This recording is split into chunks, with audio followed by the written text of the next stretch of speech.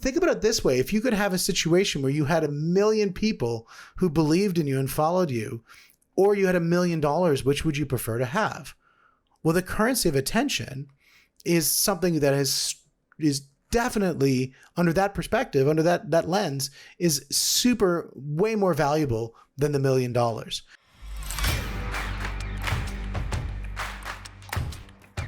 Welcome back to the Money Mindset Mentoring Podcast. I'm your host, Steve Hamoon, Triple M Nation. I'm so excited to get on to our second episode.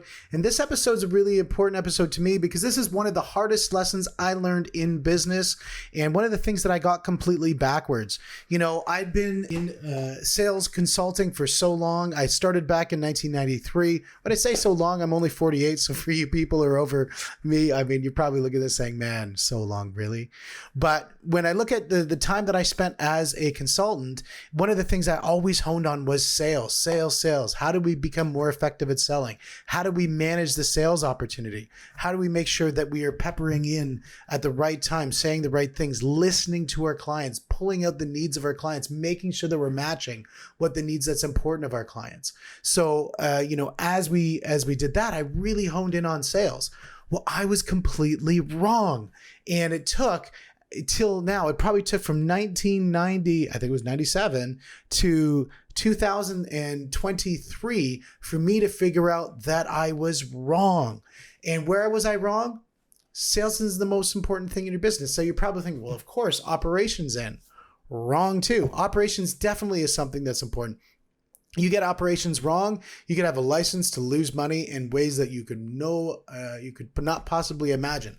Totally agree with that. But when you're looking at growing your business, sales is certainly one of the most important things to have. But the most important thing to have in your business is marketing. And most people go, well, of course that's the case. Well, I didn't think about that. I always thought it was sales. It was the actions that I would do to then grow my business. But I didn't realize that those actions were so limiting because I only had me in front of one person. That's how I was growing, was one person at a time, one company at a time, rather than growing at a relationship of a one-to-many. And that's where marketing is so incredible to blow up your business in a way that you never thought possible, was to have that one-to-many relationship is by growing through marketing. So today, what I want to do is get out your pens, get out your paper, get out those notebooks, make sure that you rewind and dial in, because we're going to walk away with some really key items to be able to help you focus on your marketing so you don't get stuck like I did for 20 years of doing the wrong thing and focusing on just sales and not focusing on marketing.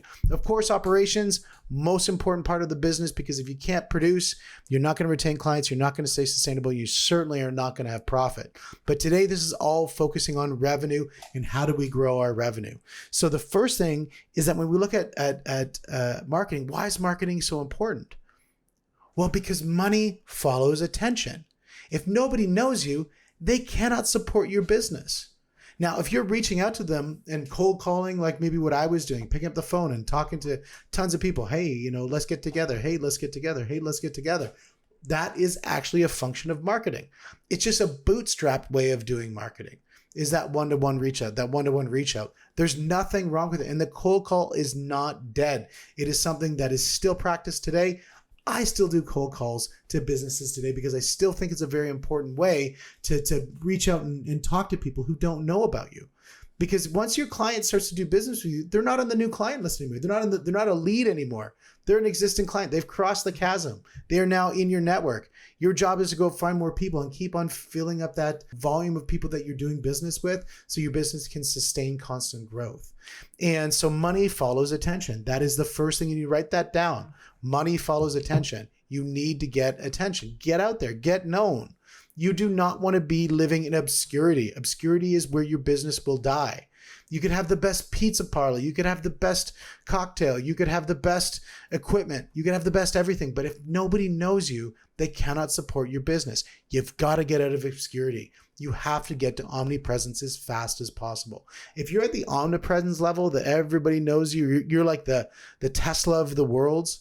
And, that's a spot where you're not like competing. You are dominating in your space. You are the leader in your space, and people, your competitors, will look to you to tell them the direction of the way their business is going.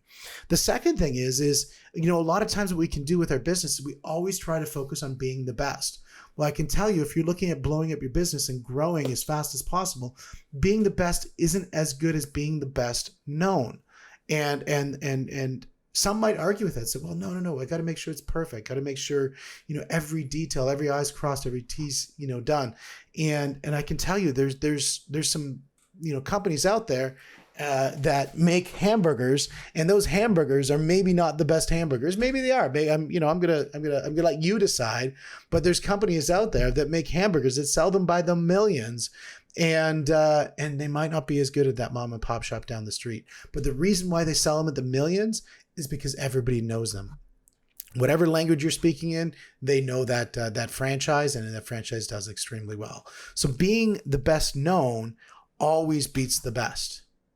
The next thing is when you're doing stuff, you're saying, okay, great, I'm going to go out and start making stuff like what I'm doing today. My assumption is that nobody's going to watch this video. My assumption is that nobody will watch it, because if I assume that nobody watches it, then I can put out more content.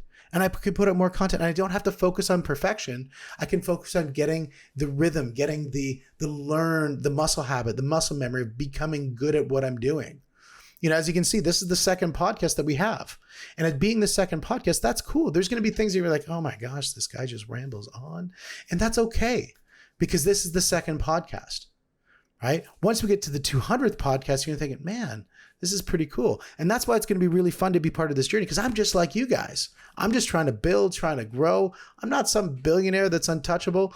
I mean, some of them, still are touchable. But the thing is I'm in that place of growth, just like you, right beside you.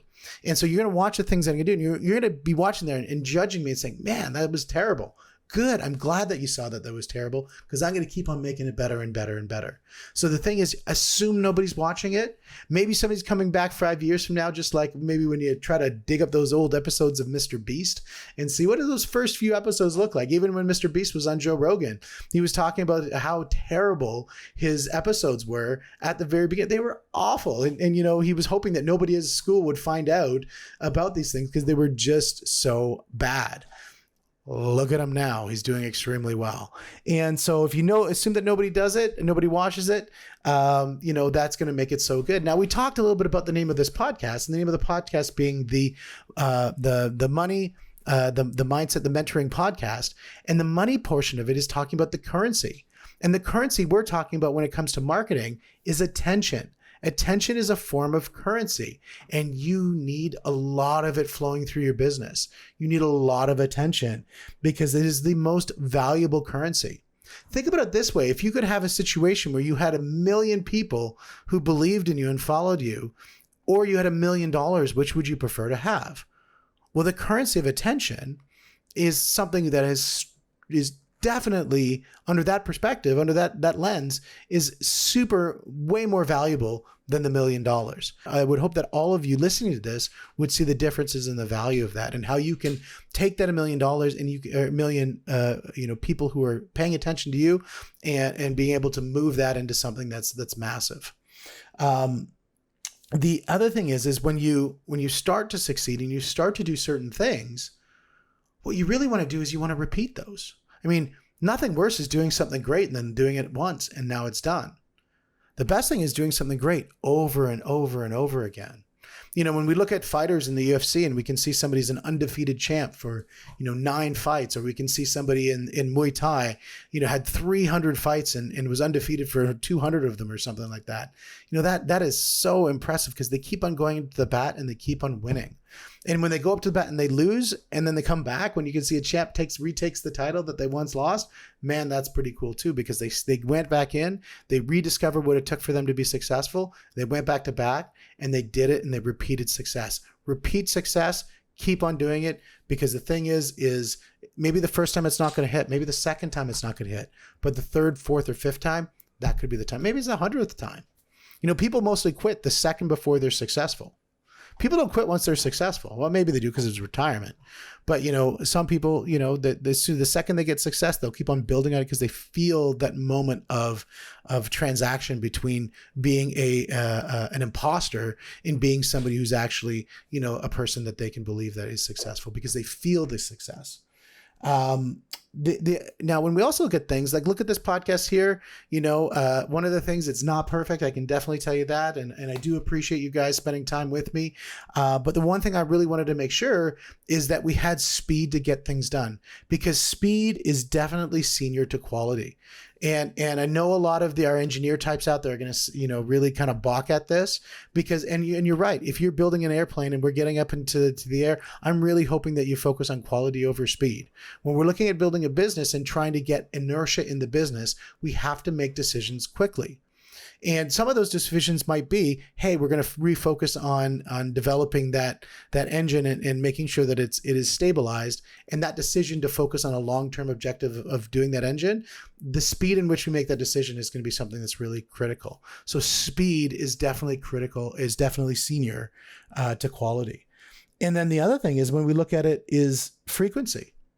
If you do something, if you do great things and you do it once, that's very different than somebody who does good things 1,000 times. Because if somebody does something good things 1,000 times, that's what's going to create greatness. And so we got to make sure that we keep up our frequency. When we look at this podcast, I'm hoping that, you see through what I'm doing, and I'm leading as an example, for you guys out there, that I'm actually doing what I'm asking for you guys to do as you focus on your business, as you focus on your health, as you focus on your relationships, that you're going to use the methods that we're talking about in here to develop those things.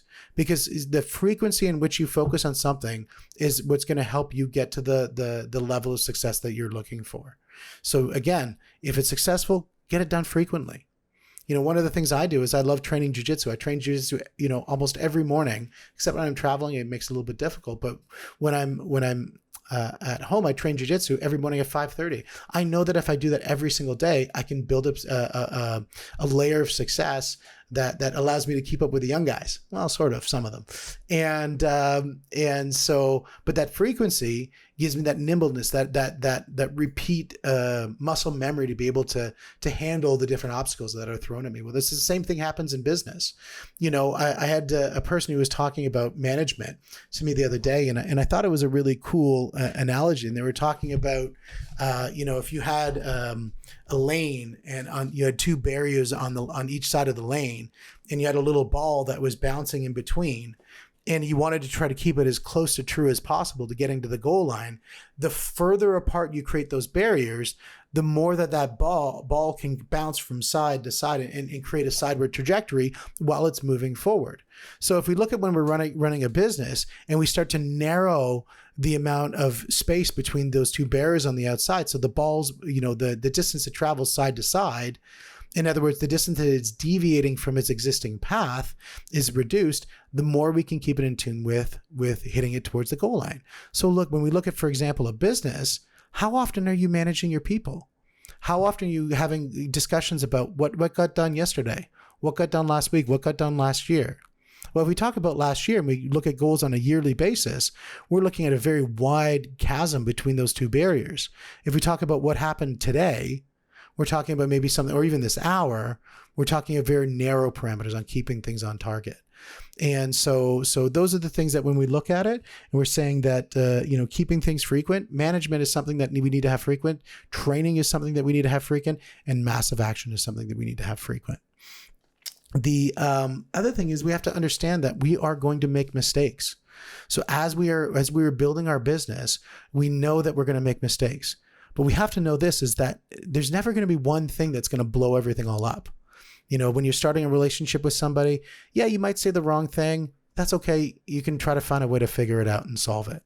If you're trying to develop some sort of product and you make a mistake, well, guess what? You can always go back to the drawing board and rebuild it. The greatest thing about being a child is building stuff with Lego, because guess what? You can build it with Lego. Your young brother or sister can come in the room and stamp on it, knock it over, and guess what? You can build that thing again. Nothing's going to make it that you can blow that one deal, and you're always going to be able to move forward to be able to fix that and move it in the right way. And the last thing is you have to be dominant. One of the things you don't want to be in is a situation that you're competing with everybody. You want to be in a perspective that you are dominating the space that you're in. And the way to do that is to be omnipresent. You need to be on all things. And, that's where I want to, shamelessly state that one of the things about being on this podcast is showing to everybody who I'm, coaching and I'm leading, is that I'm leading from the front. When I say, the whole goal is to get out there, get a message out, get some attention, I'm doing the same things. And you know what? I'm going to continually do those same things and build a brand. A brand has a lot more value than buying leads on the internet, because a brand has attraction to it. Where buying leads is the second that that lead well dries up, you're going to have to jump and try to test all these other lead wells to bring them in. Whereas when you create a brand and that brand represents something that the people who do business with you or the people who are in relationship with you, because let's face it, you have a brand for your company and you have a brand for yourself, both professionally and personally.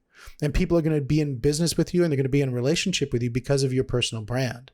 And so that brand that you carry, you want to make sure that it's omnipresent. That when people go out there and they see that brand, they can identify it immediately with you. And that brand stands for something.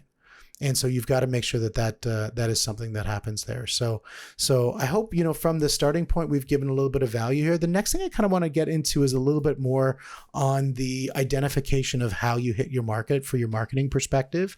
One of the things that I definitely, when I did this big pivot, and again, I give a lot of credit to Grant Cardone, and there's a lot of people in his network, there's the, all the people in the books that you'll see behind me if you're looking at the YouTube video of this. But, one of the things that he said was marketing is senior to sales. And when you think about a salesperson, if a salesperson is not underpinned by a really good rock solid marketing action, it's like sales is like trying to catch a butterfly, and a salesperson has themselves a little net and they're running around in the field trying to catch that butterfly by jumping up and down and chasing the butterflies through the field. It takes a lot of energy. What marketing is saying, okay, what we're going to do is we're going to build a garden, and that it's going to take some time to build that garden. It's not going to happen right away, but we're going to build this garden. And in the garden, there's going to be these flowers that are going to blossom, and the butterflies are just going to come to us and they're going to land on our flowers. And they're going to keep on coming back to us every single year. That's what marketing does. Marketing is something where you're going to create attraction to you. So then people you don't have to go chasing them. So to do that, in order to create something that people are attracted to, you've got to say, well, what kind of butterflies, what kind of people do you want to attract? Now, most people, will look at the market and say, well, everybody. Well, if you're trying to attract everybody at the beginning, especially if you're small, it's going to be very difficult. Right? Then you're going to probably attract nobody. What I would do is look to say, what does that perfect client look like to you? And generally you judge it from the perspective of high value. Now, again, when we talk about from relationship side of things, that could be, what does that perfect best friend look like to you? What does that perfect relationship partner look like to you? From a business perspective, it could be, what is that's going to produce the highest yield in your business, right? So you need to identify that avatar of what you're looking for. Once you do that, then you got to say, well, where do they exist? Is that avatar pretty easy to find? Because if you can't find that person, if they're impossible to locate, you're going to have a very hard time trying to attract them, because it's like I've been out in the backfield, looking for 4-leaf clovers. I mean, 4-leaf clovers are great, but man, if I was really looking for a 3-leaf clover, I'd do so much better. So, you've got to look to see, sometimes if you change in pivot what you're looking for, because it's easier to find, that's going to produce a higher yield within your business.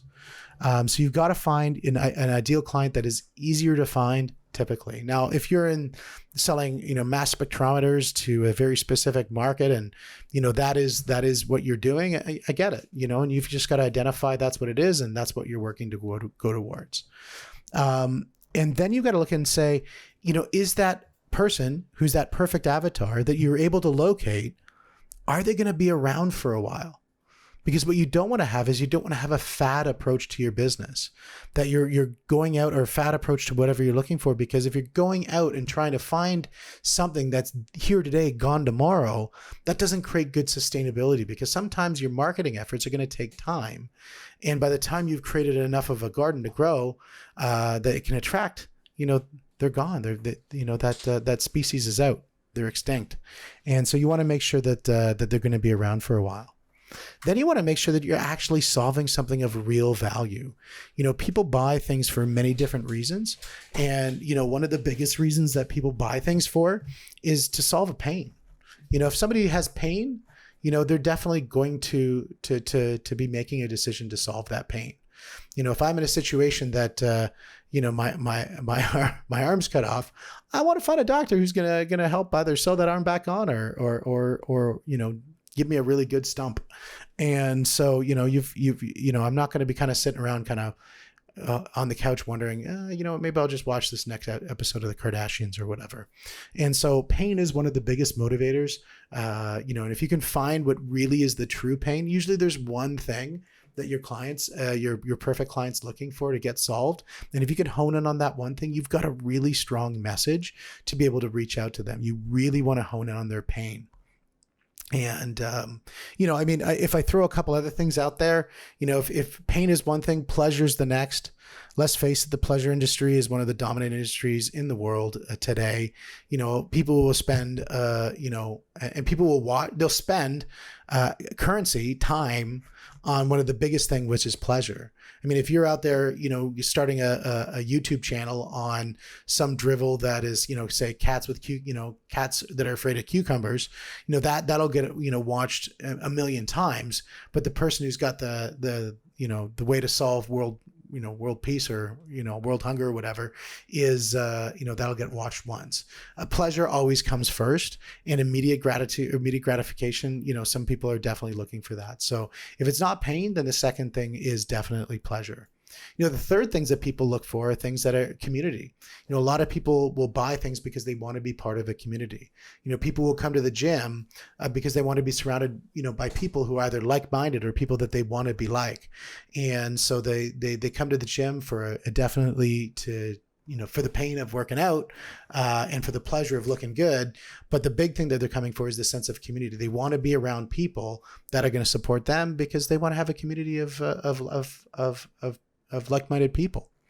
The other thing too is they'll do it for status. So, when you look at things like a gold watch or a expensive car or, any of these things that are out there, a lot of people will buy things for the purposes of getting a position of status. So it makes them feel elevated when they get it. They want altitude by buying whatever you're selling, by being your friend. If being your friend gives them altitude in an area, they're definitely going to be in a situation where that's going to be something they're going to buy in. So they'll make a decision for pain, for pleasure, for community, and for altitude. And I think those are four things that if you hone on any of those things, pain being the number one, all the other ones subordinate to that, if it hits all four, man, like you're going to crush it with your offer, especially if you target that to your perfect avatar who's easy to reach, that is able to make a decision, has available capital, and is a business going to be around for a while, and that you're going to be able to draw them to you. The next thing that you want to do is you want to make sure that when you're honing in on them, you really want to get demographics about them and really dial in on who they are, maybe who they might have done decisions with before, maybe why they would have done decisions with them, why they don't do decisions with them, everything about them that you can learn, and really write down all of those things to get them. And you can do different things to reach out. You can talk a little bit about the activity of marketing, but I think if you can get this high level stuff down first, I think that's the most important thing. And write that stuff down, because if you can write it down, it becomes actually real. So I'd go back and listen to this podcast again and really, get all of those elements put together. And then you can move to these next 4 or 5 things here to be able to put together an offer and reach out, and when you're reaching out, I mean, easiest way, if you're a company, if you're a person under $100,000, you're going to want to bootstrap. And bootstrap means you're going to get on the phone and you're going to call people. You're going to go into Instagram. You're going to start DMing people. You're going to go to Facebook groups and start networking in Facebooking groups. You're going to go on Alignable. I'm going to tell you, Alignable is one of the best platforms out there right now for being able to go out and network with people. If you feel, and find me on Alignable. We got a great group that we're building out there.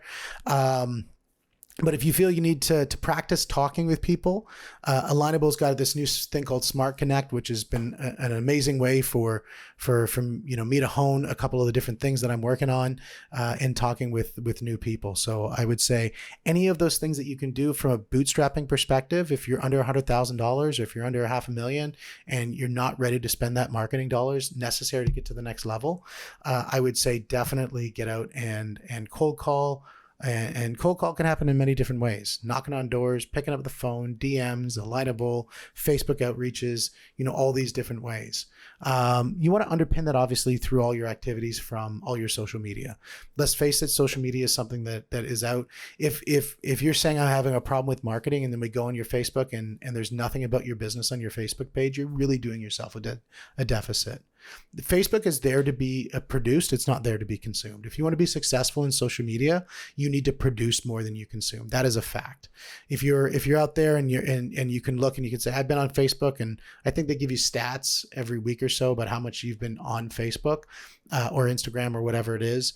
If your stats are saying that you're consuming, an hour or 2 or 3 hours a day, and you're not producing the same amount per day, you're a consumer, you're not a business. And I would say do a pivot on that and really put a lid on the amount of time you spend consuming, unless it's purposeful consumption, saying that I'm going to spend an hour at the specific time in the day, time block. I'm going to spend an hour at the specific time of the day, and I'm going to find the best ways that the most successful people are creating videos, just like what Mr. Beast did. He was honed in. I mean, it's a great episode with him and Joe Rogan. I highly suggest go out and watch that or listen to that, because it's a great breakdown of what he did to start getting himself massively successful. And so, but that definitely, he was very purposeful when he was on consumption, and then he was very action oriented when he was on production. The next thing is produce, tons of content, like we just talked about. Like you've got to be omnipresent in all the spaces. And what that does, it gives you a lot of social proof. So when people can go out and see you, and they see you're on Instagram, they see you're on Threads, they see you're on Twitter or X Spaces, they see you're on Alignable, they see you're on LinkedIn and all these different sources, that gives you a lot of credibility. And it also starts creating that flower bed to start drawing the butterflies in. And so, because let's face it, the next one is if you just want to skip all of that, I mean, I think you still got to do that. But if you want to start to pay to play, paid ads, I mean, let's face it, the friend of mine over there at Cardone's office, who's spending $5 million a month, that certainly is creating a lot of attention. But you're only able to spend $5 million a month if you're making more than that, significantly more than that. And so that's something that is something that is important. Now, if you can create enough attention out there that people can trust in you with your social proof, the last one that is sort of I think can beat out the paid ads is affiliates and partnerships. Find people out there to co-promote with. And we'll talk about that a little bit, because I think it's really important, to see that there's many different ways to build those partnerships. You can build those partnerships by just, having them, market your product through promoting co-branding on theirs. You can do things where you jump on their podcast, like, for example, this guy's podcast, and really kind of get your name out there and hone your skills of talking to groups. You can get onto stages and start talking at conferences and start talking at different meets and really start building a brand value. Now, that brand value is really important as brand value that surrounds about you. And I think that's important. I think that's a lost art. There was a book, Tom Peters, I think it was Brand You, that came out a long time ago. And I think, the whole idea of the influencer was really sort of the birth of it sort of came from his ideas of talking around, building up that personal brand, and how that personal brand is just as important as your corporate brand. And so I think, if you can do all of those things, underpinning with all of the first elements of how to define who your client is and being able to reach your client, I think you're going to create a really good marketing. And we can get into a little bit later on, talking in a few episodes, we're going to be talking about some of the actual mechanics. But I think the concepts are senior to the mechanics. And if you can get the concepts in place, because the mechanics are going to constantly change. Facebook will be around for a while, Instagram will be gone, and then what is it, Meet or whatever it is, there was that old one, places might come up. I mean, there's all these different things that'll come up and go down. And so the mechanics are something that change, but I think the ideology behind it, I think, is something that is, you got to know that, and it's senior to the mechanics. So with that, guys, I hope we've provided enough value for today for you to start off building your marketing program. And I'm super excited to see what you guys come up with. Hit me up on Instagram, hit me up on Facebook, hit me up on Alignable. Love to see you guys join some of our meetups there. We do this thing called Smart Connect, where you can network with people in 5-minute increments, practice your pitch, get that laid down, and it's all for free. And love to see you guys there and be part of the community. So thank you so much. Triple N Nation Money Mindset Mentoring Podcast. We are out, and we'll see you next week. We've got an amazing guest coming in, and we will talk to you soon.